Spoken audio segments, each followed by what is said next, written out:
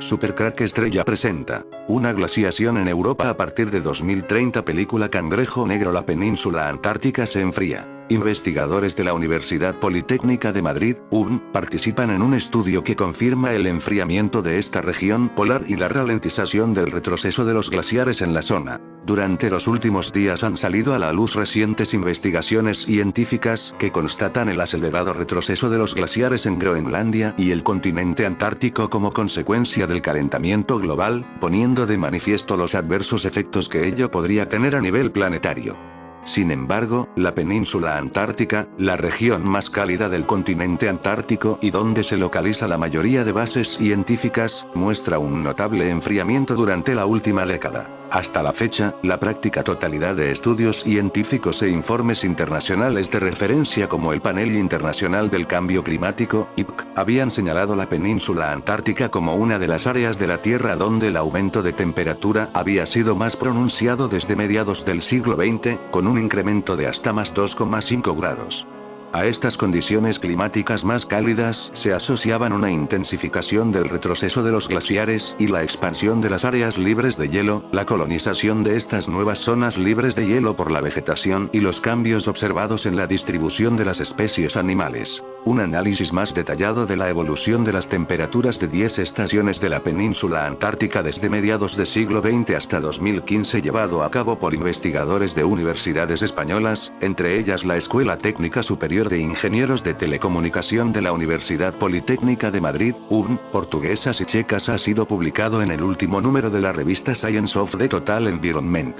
Los resultados de este estudio muestran que el calentamiento sostenido alcanzó su máximo en 1998-1999, cuando la temperatura alcanzó los valores más elevados medidos en la región, coincidiendo con el fenómeno del Niño más intenso de las últimas décadas.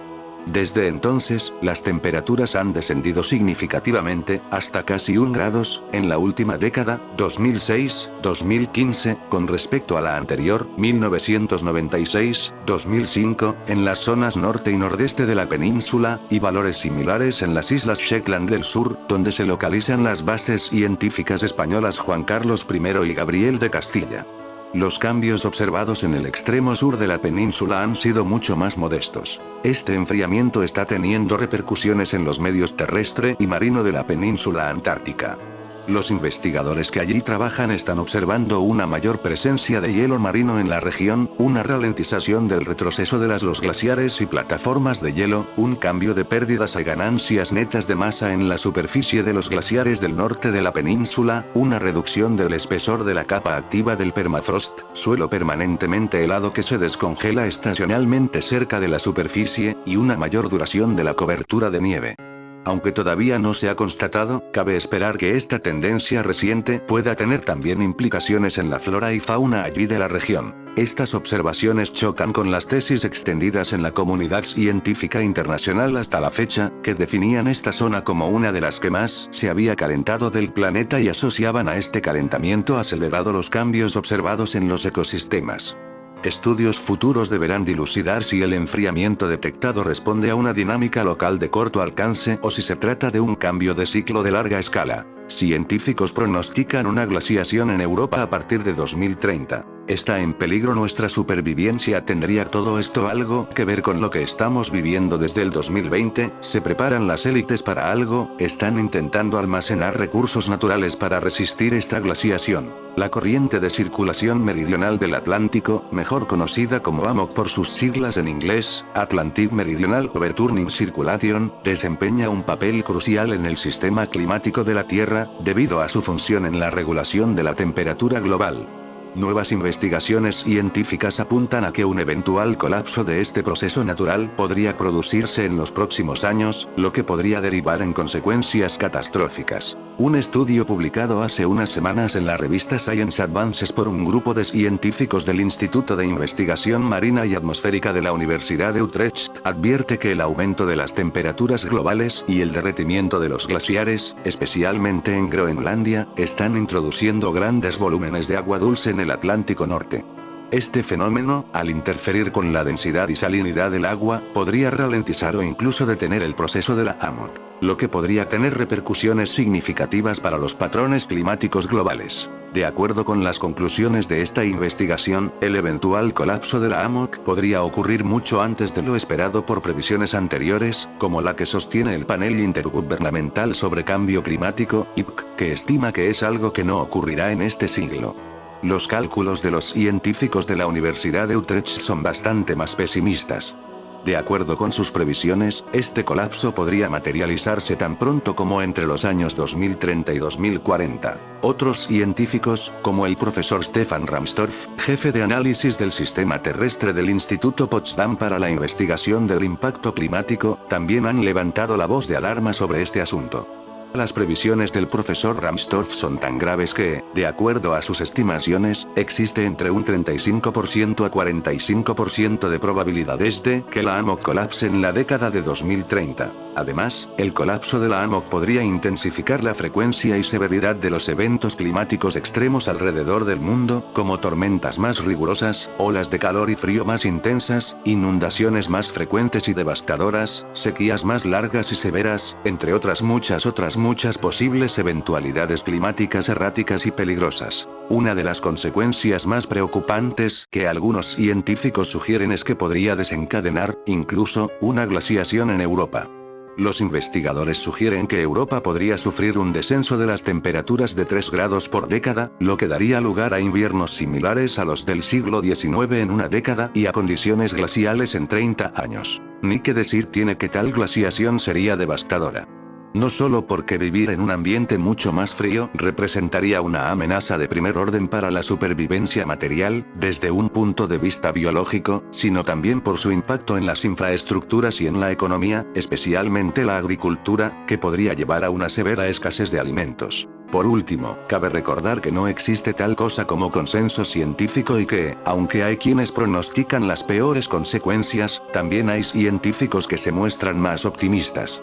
Así, en oposición a la postura de los investigadores de la Universidad de Utrecht o a la del profesor Stefan Rahmstorf, que sostienen que en los próximos años la humanidad se enfrentará a una radical y catastrófica transformación del clima debido al colapso de AMOC, hay científicos que tienen una visión más optimista. La Tierra podría estar en camino hacia una nueva glaciación, según un estudio de Science, y esto es consecuencia del calentamiento global. Investigadores advierten. El calentamiento global podría desencadenar una nueva era glacial y investigadores de la Universidad de California en Riverside han realizado un descubrimiento que podría cambiar nuestra comprensión sobre el ciclo del carbono en la Tierra. Según su estudio, publicado en la revista Science, la forma en que el planeta recicla su carbono tiene implicaciones serias para el futuro del clima, sugiriendo que el calentamiento global podría desatar un enfriamiento extremo, incluso una nueva era glacial. El ciclo del carbono y sus implicaciones climáticas. Tradicionalmente, se ha creído que el clima de la Tierra se regula mediante un sistema natural de meteorización de rocas. Este proceso consiste en que la lluvia captura el dióxido de carbono, CO, del aire, lo que provoca la disolución de rocas expuestas, especialmente aquellas ricas en silicatos como el granito. El CO, al llegar al océano junto con el calcio disuelto, se convierte en conchas y arrecifes de piedra caliza, almacenando carbono en el fondo marino durante cientos de millones de años. Andy Ridwell, geólogo de UCRI, coautor del estudio, explica. A medida que el planeta se calienta, las rocas se descomponen más rápidamente y absorben más CO, enfriando nuevamente el planeta. Sin embargo, evidencias geológicas sugieren que las eras glaciares del pasado fueron tan extremas que cubrieron la superficie de la Tierra con nieve y hielo, lo que lleva a cuestionar si este mecanismo de regulación es suficiente para explicar tales fenómenos. El estudio señala que un factor clave en el ciclo del carbono es el enterramiento de carbono en los océanos. Cuando el CO en la atmósfera aumenta y el planeta se calienta, más nutrientes como el fósforo son arrastrados al mar. Estos nutrientes alimentan el crecimiento del plancton, que, al fotosintetizar, absorbe CO. Una vez que mueren, el carbono se hunde en el fondo marino. Sin embargo, en un mundo más cálido con mayor actividad algal, los océanos pierden oxígeno, lo que provoca que el fósforo se recicle en lugar de enterrarse. Esto genera un ciclo de retroalimentación donde más nutrientes crean más plancton, cuya descomposición consume aún más oxígeno, lo que a su vez recicla más nutrientes. En este contexto, el estudio sugiere que, a pesar de que grandes cantidades de carbono se entierran, la Tierra se enfría de manera excesiva. El modelo por ordenador de los investigadores indica que esto podría desencadenar una era glacial. Riguel compara este fenómeno con un termostato que trabaja en exceso para enfriar una casa. En verano, ajustas tu termostato a unos 25 grados. A medida que la temperatura exterior aumenta, el aire acondicionado elimina el calor en exceso hasta que la temperatura de la habitación vuelve a bajar a 25 y luego se detiene, explica. Según su análisis, el termostato de la Tierra no está roto, pero puede no estar en la misma habitación que la unidad de aire acondicionado, lo que provoca un rendimiento desigual. De acuerdo con el estudio, en el pasado geológico, niveles más bajos de oxígeno hicieron que el termostato climático fuera mucho más errático, contribuyendo a las extremas eras glaciares de antaño. Aunque el calentamiento global generado por la actividad humana seguirá avanzando en el corto plazo, el modelo sugiere que se producirá un enfriamiento excesivo. Sin embargo, este será menos severo que en el pasado, ya que actualmente hay más oxígeno en la atmósfera, lo que atenúa el feedback de nutrientes. Riguel concluye. Al final del día, importa mucho si el inicio de la próxima era glacial se sitúa entre 50, 100 o 200.000 años en el futuro. Necesitamos centrarnos en limitar el calentamiento actual. La Tierra eventualmente se enfriará, pero de una manera que no será lo suficientemente rápida para ayudarnos en esta vida. Un científico ruso anuncia el comienzo de una era glacial. La comunidad científica alerta que el calentamiento global y el deshielo puede acabar por cortar la corriente del Golfo y eso tendría graves consecuencias para el clima del planeta. El reciente anuncio que el calentamiento del agua del Océano Atlántico y el permanente deshielo de casquetes polares podría acabar por cortar las corrientes oceánicas en el Atlántico ha hecho saltar todas las alarmas. Estas corrientes, y concretamente la del Golfo, está detrás de la regulación climática de parte del continente europeo. Esta gran autopista oceánica desplaza agua cálida desde el mar Caribe hacia el este y de ahí hacia el norte de la costa europea. Este agua caliente permite templar el clima del viejo continente y es una de las corrientes que regulan el clima de todo el planeta. Es por esto que la confirmación de que la corriente oceánica podría colapsarse en apenas unas décadas ha llevado a todo tipo de conclusiones, algunas menos acertadas y un tanto apocalípticas. Uno de ellos ha sido el astrofísico ruso Abiyuy Abdusamatov, que ha asegurado que en breve comenzará en el hemisferio norte una nueva pequeña edad de hielo y que los primeros efectos de este ciclo frío se comenzarán a notar a partir de este mismo invierno. La teoría cíclica del clima. La teoría de Abdusamatov lleva años circulando, pero el anuncio sobre la corriente del Golfo la ha vuelto a poner de actualidad. El ruso cree que las glaciaciones son cíclicas y que forman parte del ciclo climatológico del planeta. Para este experto, la Tierra atraviesa a lo largo de sus millones de años de historia varias veces por situaciones como esta. Se trata de un mecanismo que permite, según algunas teorías poco respaldadas por la ciencia, regular la temperatura del planeta y acabar con el calentamiento global. Si la corriente del Golfo se interrumpe y los casquetes polares avanzan hacia el sur, el planeta volvía a enfriarse irregulares hasta que, de nuevo, se volviera a activar la corriente y con ella el retemplado del Atlántico Norte. Además de las corrientes oceánicas, como la del Golfo, el astrofísico destaca que otro de los factores predominante que influye sobre el clima de la Tierra es la actividad solar, que sigue una fluctuación cíclica y que guarda mucha relación con el calentamiento global. Sin tener en cuenta los factores relacionados con la contaminación y la acción humana, una mayor radiación solar conlleva un calentamiento de las masas de agua del planeta, mares y océanos. En varias entrevistas sostiene que el ciclo anterior de calentamiento del planeta ha terminado a causa de la reducción de la radiación solar, lo que se transformará en su contrario, un enfriamiento generalizado del clima al que llama pequeña edad de hielo. Si finalmente, y tal como apunta el experto ruso y otros científicos que han dado la voz de alarma sobre la interrupción de la corriente del Golfo, se produce el colapso de esta autopista oceánica y desaparece la regulación climática, es posible que cambien las condiciones meteorológicas y bajen las temperaturas en algunos países situados al norte del continente europeo. Es a esta bajada de las temperaturas a las que se refieren los científicos más catastrofistas. Sin el agua caliente procedente del Golfo de México, no habrá ningún factor atenuador que rebaje el frío en países como Suecia, Noruega, Finlandia o el resto de zona escandinava. Uno de los escenarios más extremos es que la bajada de las temperaturas propicie la recuperación de las masas de los campos de hielo de los polos y su avance. Abibullo Abdusamatov es director de estudios espaciales del sector del Sol en el Observatorio de Pulkovo, cerca de San Petersburgo, Rusia, y supervisor del proyecto Lunar Observatory. Pocos astrofísicos han investigado el Sol con tanta profundidad como él, y sus estudios le han erigido en uno de los principales opositores a la masiva corriente científica que postula el calentamiento global de origen antropogénico. Abdusamatov, de origen uzbeko, lo ve de otra forma. En esta entrevista afirma que la energía que la Tierra recibe del Sol, nuestra estrella madre, disminuirá en las próximas décadas, de la misma forma que ya lo hizo hace varios siglos durante la llamada Pequeña Edad de Hielo, con un episodio similar al mínimo de Maunder a mediados de este siglo XXI, con lo cual, según su teoría, nuestro planeta vivirá un episodio de enfriamiento profundo que tendrá un gran impacto para la economía global y la sociedad.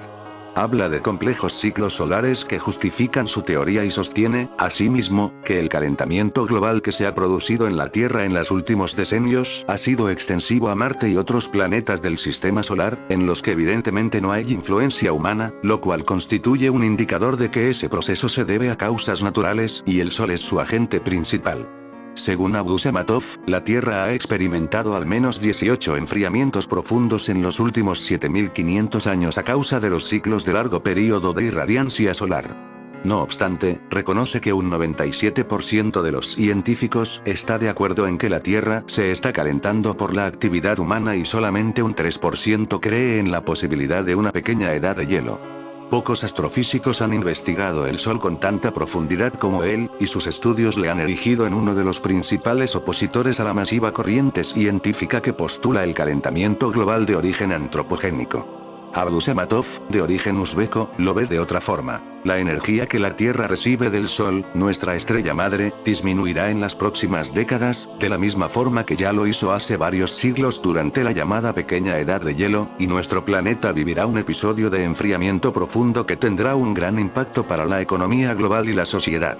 Habla de complejos ciclos solares que justifican su teoría y sostiene, asimismo, que el calentamiento global que se ha producido en la Tierra en los últimos decenios ha sido extensivo a Marte y otros planetas del sistema solar, en los que evidentemente no hay influencia humana, lo cual constituye un indicador de que ese proceso se debe a causas naturales y el Sol es su agente principal. ¿Por qué son tan importantes para el clima de la Tierra los cambios en la energía que nos llega del Sol? El estado de equilibrio a largo plazo del balance energético anual medio de la Tierra, entre la irradiancia solar total, IST, que entra en las capas externas de la atmósfera y la que sale al espacio de la radiación total de energía desde la parte superior de la atmósfera a la superficie, es lo que determina la estabilidad del clima para que la temperatura de la Tierra no cambie. Si a largo plazo la Tierra mantiene más energía solar de la que expulsa, nuestro planeta se calentará, y al contrario, si la Tierra irradia más energía al espacio de la que recibe del Sol se enfriará. Las principales razones de las desviaciones a largo plazo en el balance energético anual promedio de la Tierra desde el estado de equilibrio son una variación cíclica cuasi bicentenaria en la irradiancia solar total entrante, equivalente hasta un 0,5% y la porción que absorbe la Tierra, así como la parte de esa energía solar absorbida por nuestro planeta que no es compensada por la energía de la radiación de onda larga emitida al espacio durante un intervalo de tiempo de 20 más menos 8 años, que es controlada por la inercia térmica de los océanos. Las alteraciones en ese estado de equilibrio explican grandes cambios en el clima. Como consecuencia, el balance energético anual promedio de la Tierra originado por las variaciones cuasi bicentenarias de la irradiancia solar total a largo plazo se desvía del estado básico de equilibrio del sistema climático superficie-atmósfera. La desviación a largo plazo en el balance energético anual medio de la Tierra desde el estado de equilibrio, exceso de irradiancia solar total entrante acumulada por los océanos o su deficiencia, dicta un cambio correspondiente en el estado energético y en el clima de la Tierra. Las variaciones del ciclo cuasi bicentenario de la irradiancia solar total, junto con importantes y sucesivas influencias de una cadena de efectos de retroalimentación causal subsiguientes, pueden explicar todos los cambios climáticos. La desviación positiva, o negativa, a largo plazo en el balance energético anual medio de la Tierra de dicho estado de equilibrio, exceso, o deficiencia, de la irradiancia solar total entrante acumulada por los océanos, calentará, o enfriará, gradualmente las capas superiores de agua de los océanos en los trópicos. ¿Cómo afecta todo ello a la circulación atmosférica y a los océanos? Las características básicas de las variaciones climáticas de la Tierra están relacionadas, en particular, con las fluctuaciones en la fuerza tanto de la circulación atmosférica como de las corrientes oceánicas, incluida la corriente térmica de la corriente del Golfo, que es impulsada por el calor acumulado por el agua del océano en los trópicos. Están determinadas por la acción directa de la variación cíclica cuasi bicentenaria de la irradiancia solar total e importantes influencias sucesivas de una cadena de efectos causales de retroalimentación originados por los cambios del clima.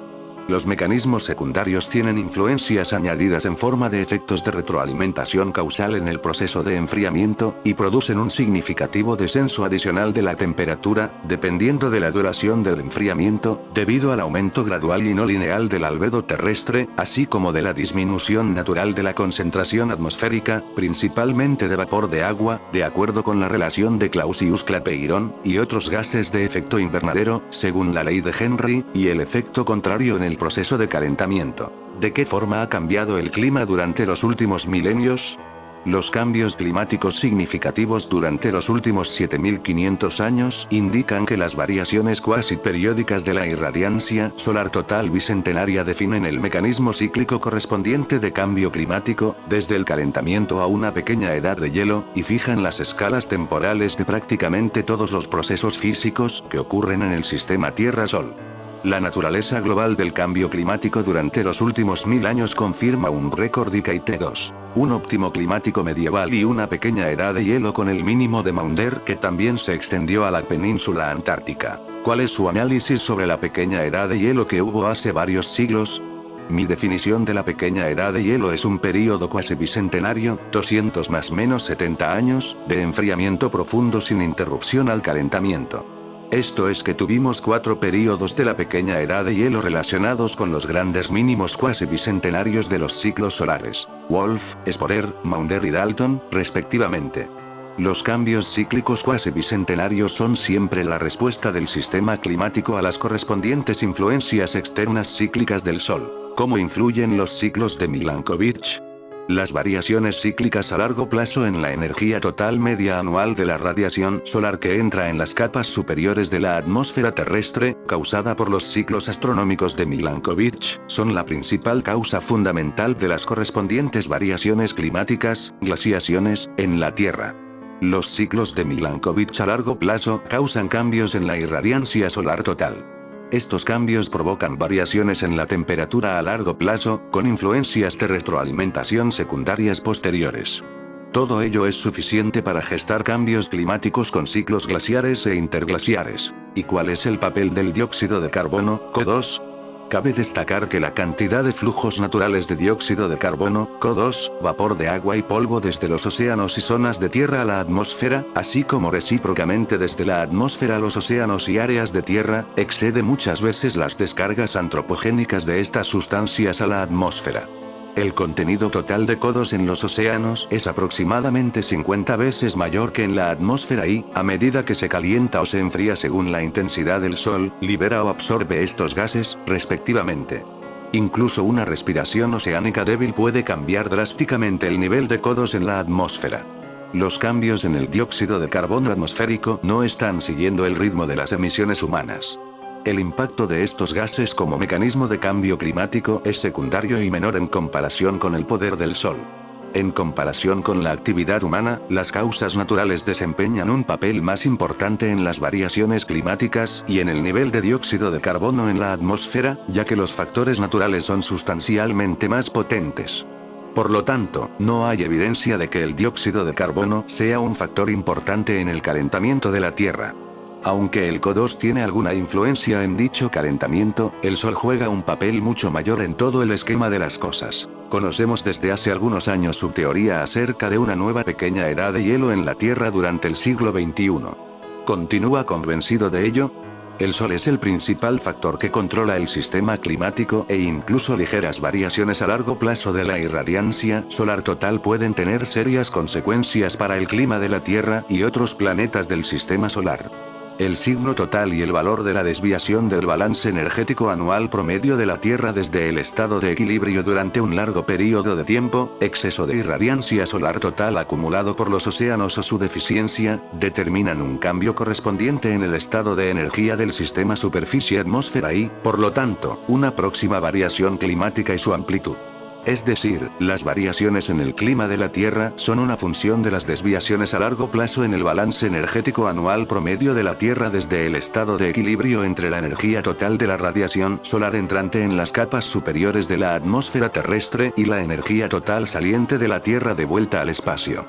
Cambios en el clima significativos durante al menos los últimos 800,000 años indican que las variaciones cuasi bicentenarias y el ciclo de 100.000 años en la irradiancia solar total que entra en las capas superiores de la atmósfera terrestre, teniendo en cuenta las influencias directas y posteriores no lineales de los efectos de retroalimentación secundarios, constituyen la causa fundamental de las correspondientes alternancias en el clima, desde el calentamiento hasta la pequeña edad de hielo y el gran período glacial.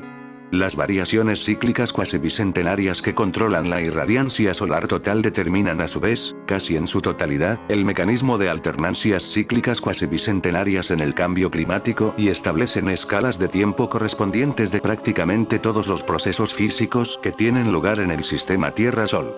También son la clave para comprender los cambios cíclicos tanto en la naturaleza como en la sociedad. La NASA y otras instituciones internacionales sostienen que 2014 y 2015 han sido los años más cálidos de los últimos siglos. ¿Cuál es su opinión al respecto? 2014 y 2015 fueron años cálidos, pero no los más cálidos. 1998 sigue siendo el más cálido. Está relacionado con el máximo de la irradiancia solar total de 24 ciclos y el ciclo bicentenario. En su investigación usted dice que también ha habido un aumento de las temperaturas en Marte, lo cual supone una evidencia de que el calentamiento global en la Tierra no ha sido causado por el hombre. Explíquelo, por favor. A principios del último cuarto del siglo XX se estableció el calentamiento simultáneo de la Tierra, Marte y otros planetas y satélites de planetas en el sistema solar. En el año 2005, datos de las misiones espaciales Mars Global Surveyor y Odyssey de la NASA revelaron que las capas de hielo de dióxido de carbono cerca del polo sur de Marte habían estado disminuyendo durante 3 veranos consecutivos. ¿Hay algo en común para todos los planetas del sistema solar cuya acción podría desencadenar su calentamiento simultáneo durante el mismo periodo de tiempo? Debido a que no hay emisiones hechas por el hombre en Marte, dicho calentamiento se debe a otras causas, como un sol que se calienta, y estas mismas causas son responsables del calentamiento observado en la Tierra durante prácticamente todo el siglo XX. Este factor común, que afecta simultáneamente a todos los cuerpos del sistema solar, es un alto nivel de irradiancia solar total a largo plazo durante prácticamente todo el siglo XX. Por ello, el calentamiento simultáneo en la Tierra, Marte y todo el sistema solar tiene un origen solar natural y confirma la acción del verano solar en todo el sistema solar, así como la alternancia de las condiciones climáticas en él. En general, por analogía con las estaciones astronómicas de la Tierra, existe también una alternancia similar de condiciones climáticas en el sistema solar, dictada por la variación cíclica cuasi bicentenaria de la irradiancia solar total. Bajo este punto de vista, después de ese verano solar en todo nuestro sistema solar, llegó la estación del otoño solar, y tras él, en torno al año 2060 más menos 11, llegaremos a la estación del invierno solar del ciclo cuasi bicentenario de la variación climática. Solo a principios del siglo XXII llegará la temporada primavera soleada en toda la región del sistema solar. La disminución observada a largo plazo de la irradiancia solar total y el futuro enfriamiento profundo afectarán, en primer lugar y fundamentalmente, a los recursos naturales dependientes del clima e influirán en la economía estrechamente relacionada con el estado del clima. La temperatura a mediados del siglo XXI podría reducirse a los valores del mínimo de Maunder, que tuvo lugar en el período comprendido entre 1645 y 1715. Por lo tanto, el cambio climático es un proceso natural, más allá del control humano, y no está prácticamente conectado con nuestras actividades.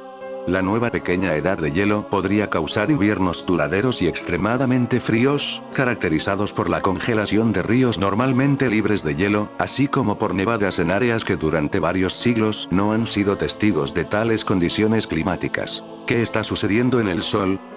Desde 1990, el Sol se encuentra en fase de declive de la variación cuasi bicentenaria de la irradiancia solar total. La disminución de la parte de dicha irradiancia absorbida por la Tierra no se ha visto compensada por la radiación de onda larga que nuestro planeta devuelve al espacio debido a la inercia térmica de los océanos. Como resultado, la Tierra tiene y continuará teniendo un balance energético anual negativo de promedio y una condición térmica adversa a largo plazo. La época cuasi centenaria de la nueva pequeña edad de hielo ha comenzado a finales de 2015, después de la fase máxima del ciclo solar 24.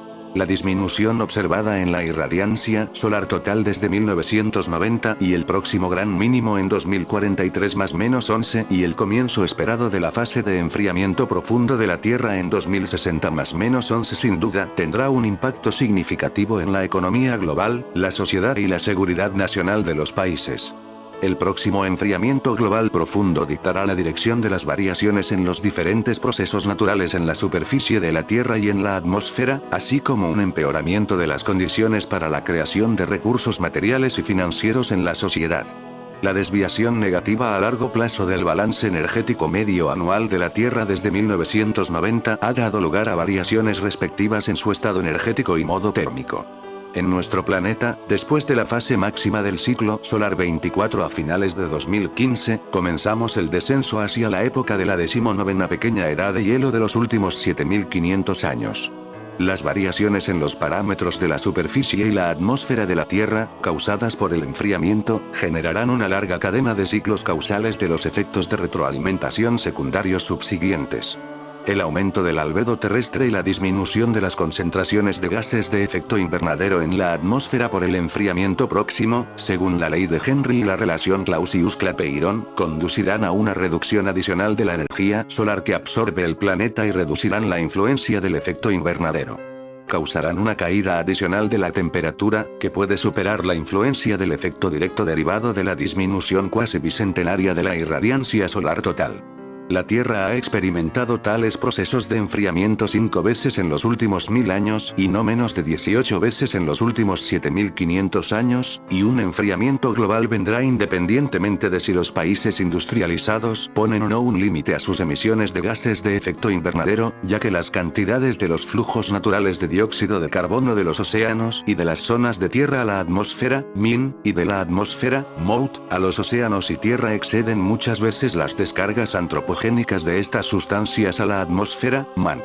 La visión común de que la actividad industrial humana es un factor decisivo en el calentamiento ha surgido de una mala interpretación de causa y efecto.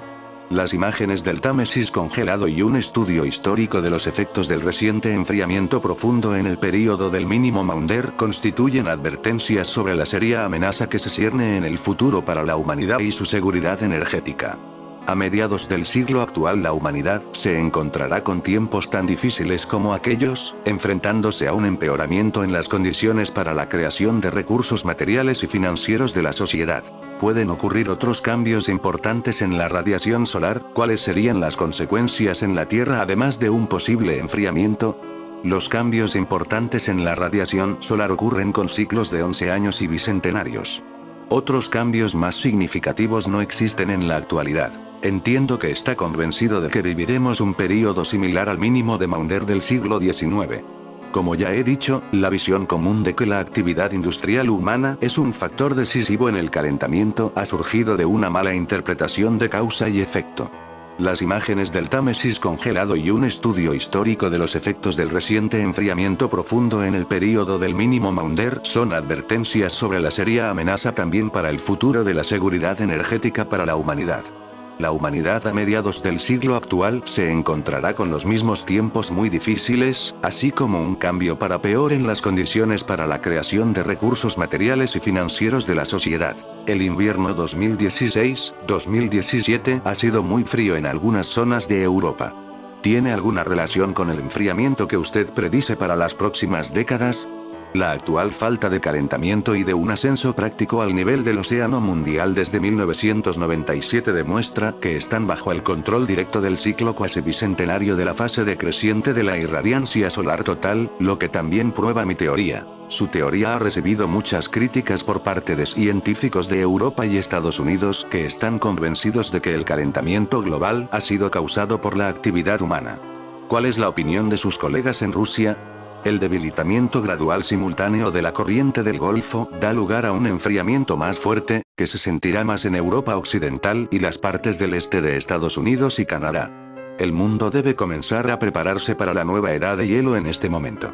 Los políticos y los líderes empresariales deben hacer cálculos económicos completos del impacto de la nueva pequeña era de hielo en todo: industria, agricultura, condiciones de vida y desarrollo. La forma más razonable de luchar contra la nueva pequeña edad de hielo es un compendio de medidas especiales destinadas a apoyar el crecimiento económico y la producción ahorradora de energía para adaptar a la humanidad al próximo período de enfriamiento profundo, que durará aproximadamente hasta el comienzo del siglo XXII. La comprensión temprana de la realidad de los próximos mecanismos globales de enfriamiento y físicos responsables de ello determina directamente la elección de medidas adecuadas y fiables que permitan a la humanidad, en particular las poblaciones de países situados lejos del Ecuador, adaptarse de antemano a un profundo enfriamiento global.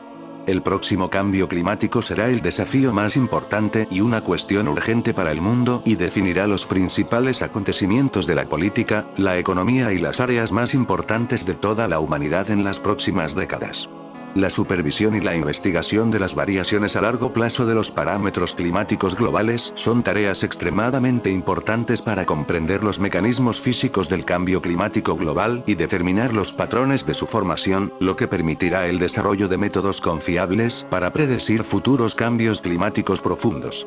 La manera más confiable de predecir con exactitud la profundidad y el tiempo exacto de la fase inicial de un mínimo profundo de la próxima pequeña edad de hielo es estudiar las variaciones a largo plazo en el parámetro global más efectivo, la desviación del balance energético medio anual de la Tierra desde su estado de equilibrio. Por lo tanto, hemos desarrollado un nuevo proyecto espacial muy importante, el Observatorio Lunar, para el seguimiento directo tanto del albedo como de la radiación de onda larga de la Tierra que sale al espacio, así como el estado de la superficie, las nubes, la vegetación, la criosfera, los aerosoles de concentración y el ozono en todo el mundo, para investigar la desviación de dicho balance energético y las razones físicas de los cambios climáticos, teniendo en la superficie lunar las condiciones ideales de la noche lunar. Pero, además de usted, hay en Rusia otros científicos o institutos de investigación que comparten la teoría de una próxima pequeña edad de hielo. Desde el principio, en el año 2003, he sido una voz casi solitaria en la visión de que la Tierra se embarca en un enfriamiento prolongado y profundo debido al enfriamiento de la irradiancia solar total, no por factores artificiales. Hoy en día, alrededor del 97% de los científicos están de acuerdo en que la Tierra se está calentando debido a la actividad humana, de modo que tan solo un 3% creen en la posibilidad de una pequeña edad de hielo, con diversos grados de certeza. La película que nos cuenta el futuro más real y más próximo es esta: el título Cangrejo Negro. ¿Quién es el enemigo en la película Cangrejo Negro? Es Rusia, porque aparece una glaciación en esta película. Este video incluye spoilers ligeros de Cangrejo Negro. La película de Netflix es un thriller bélico en el que un grupo de soldados se ven forzados a atravesar un mar helado para transportar un paquete que podría poner fin a la guerra. Con un equipo muy limitado para sobrevivir a la climatología adversa y sin la certeza de saber qué llevan ni en quién pueden confiar, el equipo afrontará numerosas dificultades para cumplir su misión. Uno de los grandes misterios que deja la película al concluir es su misterioso enemigo. ¿Con quién demonios están librando una guerra? La pregunta ha empezado a circular en redes sociales, y la gente de Slash Film ha recurrido directamente al director y co-guionista, Adam Berg, para intentar averiguar la respuesta. Sin embargo, Berg no ha dicho quién es el enemigo en Cangrejo Negro. Ese dato le resulta aburrido al cineasta. Pero mi teoría es que es una guerra de la OTAN con Rusia. Siempre hay un delicado equilibrio entre decir demasiado o decir muy poco. Nos esforzamos mucho a lo largo de la película para no explicar lo que sucedió, ni quién está luchando o quién es el enemigo. Creo que todos esos datos tienden a ser demasiado aburridos cuando los explicas demasiado. Fue una elección peligrosa en algunos aspectos. No les dimos a los personajes mucho trasfondo porque son solo personas que se han visto envueltas en este conflicto y tienen que luchar por sus vidas. Sinopsis. Caroline, antigua patinadora sobre hielo, es reclutada por los altos mandos del ejército para una misión prácticamente suicida: sumarse a un pequeño contingente para llevar un cargamento de suma importancia desde donde están hasta una base cerca de la frontera del archipiélago. Caroline acepta el cometido porque le permitirá reencontrarse con su hija que se encuentra en la citada base, o eso afirman sus superiores. En una Suecia devastada por la guerra, un grupo de soldados tiene la misión de transportar un cargamento que podría cambiar el curso de los acontecimientos. Nuevamente tenemos a Noomi Rapace abanderando una producción de acción. Nosotros nos ponemos los patines de hielo para seguirle los pasos en Cangrejo Negro. Esto no es el final de la guerra. Es el final de todo, Malik. De entrada, Cangrejo Negro se presenta como cualquier cinta post-apocalíptica. El escenario es una Suecia destruida por un conflicto bélico provocado por el calentamiento global. A continuación tenemos a una protagonista, en este caso Noomi Rapace, con una misión que puede cambiar el signo de la guerra y, de paso, salvar a su hija. Con este planteamiento inicial, el film de Adam Berg toca todos los tópicos del cine de género. Ahora bien, lo hace de una forma convincente y correctamente perpetrada. Respecto al guión, aclarar que el film adapta la novela Svarkrava del escritor sueco Jerker Birborg y publicada en 2002. En este sentido, se han hecho dos cambios sumamente importantes en cuanto a la adaptación. En primer lugar, el personaje de Rapace en el libro es un hombre. Y, en segundo lugar, en la novela no hay ninguna hija. El primer cambio se produjo porque Berg quería a Rapace como protagonista. Por su parte, el segundo se introdujo para buscar un anclaje emocional para el personaje de la actriz. Esto con respecto al guión y a la adaptación. A medida que avanza la película, se empiezan a destapar elementos que convierten a Cangrejo Negro en una producción superior a la media de este subgénero. El espectador sabe que hay una guerra, pero no sabe contra quién. De hecho, el film no presenta a un villano o a un grupo malvado detrás del conflicto.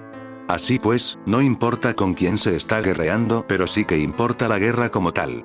Como bien dice uno de los personajes, no hay buenos ni malos y, a veces, los que se creen buenos cometen atrocidades que los hacen peores que el supuesto enemigo a combatir.